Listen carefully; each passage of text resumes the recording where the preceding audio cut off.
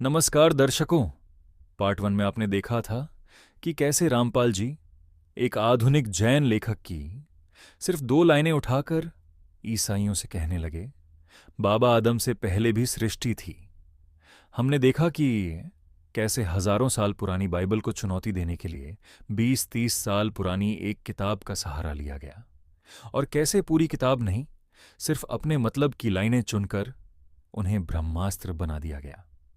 लेकिन दर्शकों, असली खेल अब शुरू होता है, क्योंकि सवाल सिर्फ इतना नहीं है कि 2 लाइनें क्यों चुनी गईं। सवाल यह है कि बाकी पूरी किताब आखिर गलत कैसे हो गई?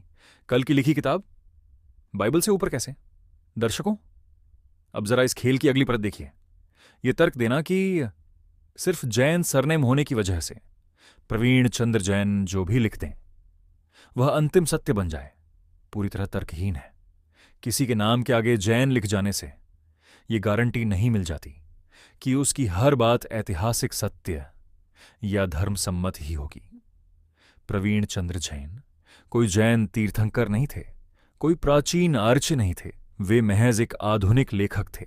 दर्शकों, जैन धर्म के अपने हजारों साल पुराने प्रामाणिक ग्रंथ हैं आगम। अब सवाल उठता है, क्या कल की लिखी किसी आधुनिक किताब की इतनी औकात हो सकती है कि वह उन प्राचीन आगमों से ऊपर बैठ जाए? और क्या सिर्फ इसलिए कि लेखक का सरनेम जैन है, उसे यह अधिकार मिल जाता है कि वह महावीर स्वामी जैसे महान तीर्थंकरों को कुत्ता बिल्ली की योनियों बुक में भटका हुआ लिख दे और लोग उसे सच मान लें? दर्शकों, जरा यही लॉजिक दूसरी तरफ लगाकर देखिए। अगर कल कोई आदमी अपना सरनेम रामपाल रख ले और फिर उनके बारे में कुछ भी अनाप शनाप लिख दे, तो क्या रामपाल जी के अनुयायी उसे सिर्फ इसीलिए सच मान लेंगे क्योंकि लिखने वाले का सरनेम मैच करता है? जाहिर है नहीं। तो फिर यहां यह दोहरा मापदंड क्यों? दर्शकों, किसी आधुनिक लेखक की व्यक्तिगत और विवादित व्याख्या को पूरे जैन समाज का सत्य मान लेना बौद्धिक दिवालियापन है।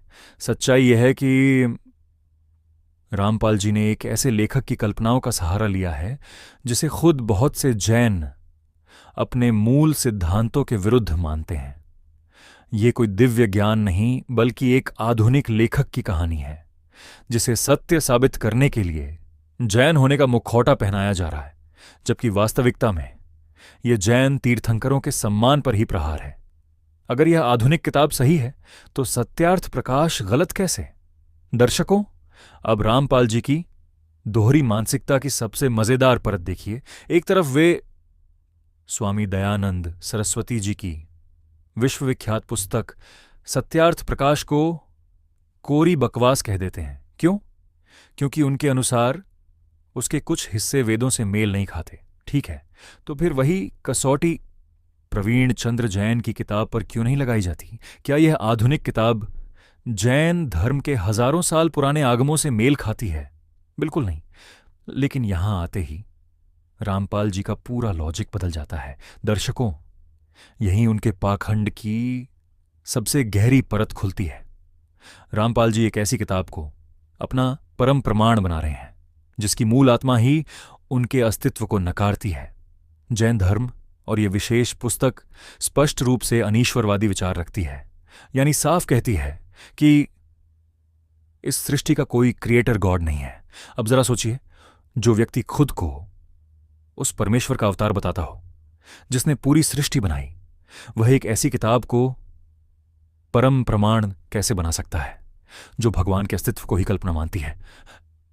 दर्शकों, यह कितनी हास्यास्पद स्थिति है।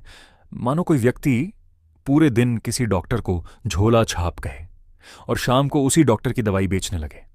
अब सवाल उठता है, अगर सत्यार्थ प्रकाश वेदों से मेल न खाने के कारण गलत है, तो फिर प्रवीण चंद्र जैन की यह किताब जैन आगमों से मेल न खाने के कारण कोरी बकवास क्यों नहीं कहलाती? यहां तर्क बदल क्यों जाता है? दर्शकों, साफ दिखाई देता है कि रामपाल जी के लिए प्रमाण वह नहीं जो सत्य हो। प्रमाण वह है जो उनकी कहानी में फिट बैठ जाए। जहां फायदा मिला वहां किताब ब्रह्मास्त्र बन गई, जहां बात उल्टी पड़ गई वहां वही चीज अज्ञान हो गई। ये अध्यात्म नहीं है, ये अपने मतलब के हिसाब से किताबों का इस्तेमाल करना है। और यही कारण है कि आज भी लोग पेज नंबर देखकर प्रभावित हो जाते हैं, लेकिन ये नहीं देखते कि पूरी किताब आखिर कह क्या रही है। दर्शकों, अब फैसला आप खुद कीजिए। अगर सत्यार्थ प्रकाश वेदों से मेल न खाने पर गलत है, तो फिर प्रवीण चंद्र जैन की यह आधुनिक किताब जैन आगमों से मेल न खाने पर सही कैसे हो गई? जहां फायदा मिला वहां प्रमाण, जहां बात उल्टी पड़ी वहां अज्ञान।